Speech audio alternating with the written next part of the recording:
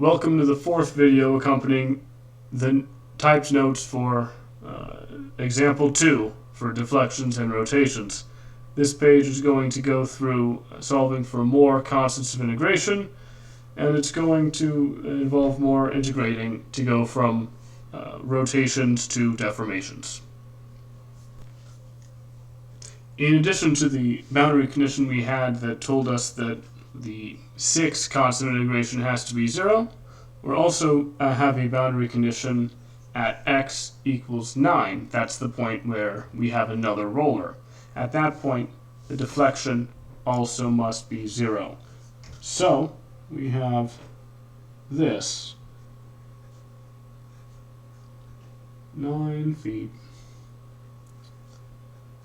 equals 0, which means that 0 is going to be equal to, I'm going to drop this because it's the inside of the brackets that have to be 0. But that's going to be 9 cubed minus 1.5 over 24 times 9 to the 4th plus some constant of integration C5 times 9. So we can solve for C5 right here. That's going to give us that C5 is equal to negative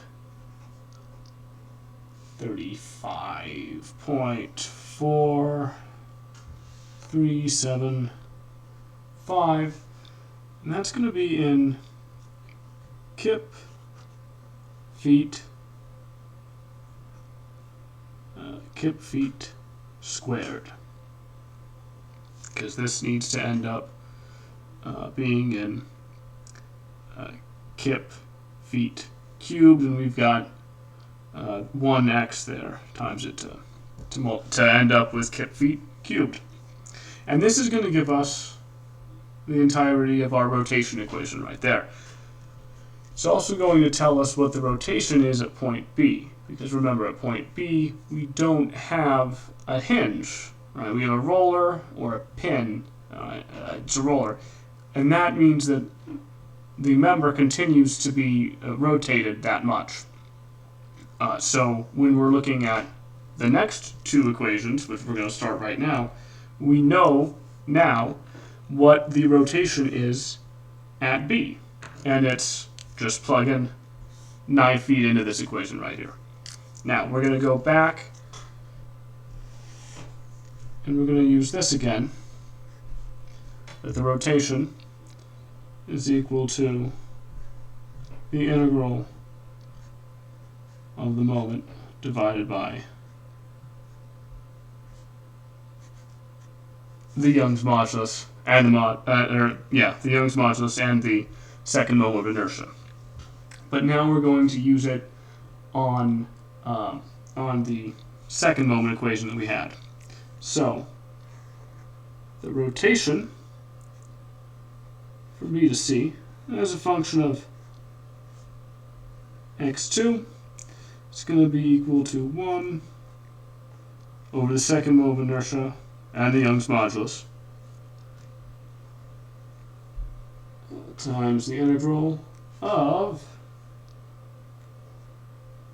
4.5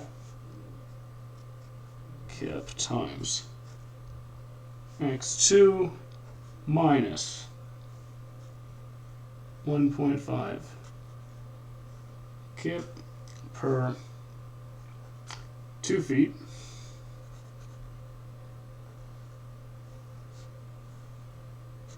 that's times x2 squared minus 6.75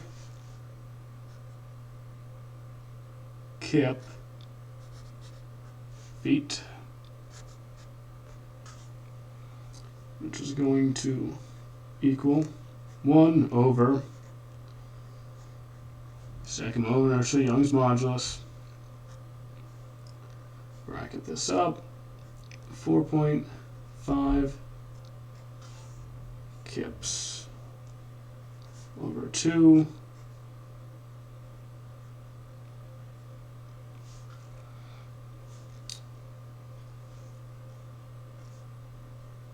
minus 1.5 kips over 6 feet times x2 cubed minus 6.75 kip feet times x2 plus some constant integration c. What are we on? 7, I believe. And I'm going to put that inside the bracket for multiplying by these constants, because it doesn't really matter.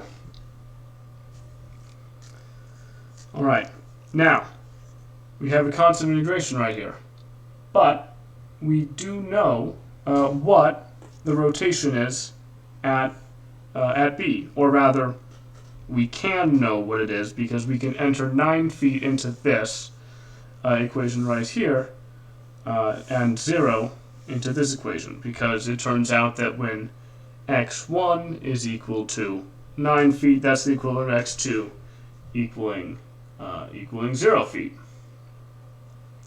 So if we do that, we end up with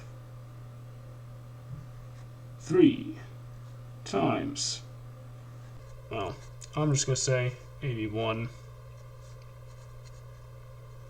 square feet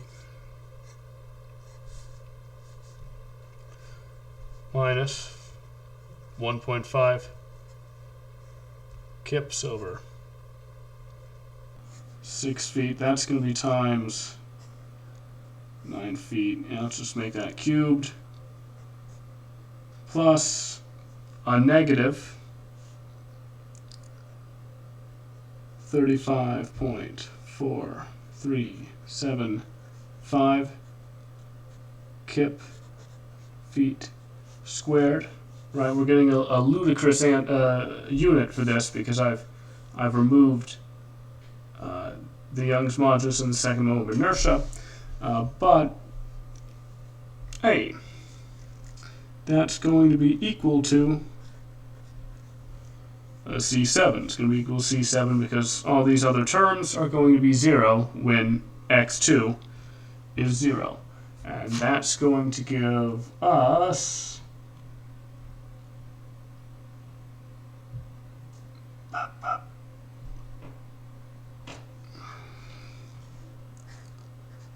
C7 is equal to 25.3125 kip feet squared. Very good. Now we can move on to finding the deflection equation. So for this, again, we're going to want to use this equation, which in this case is going to be the deflection from B to C as a function of x2 is going to be equal to the integral of this ugly equation right here.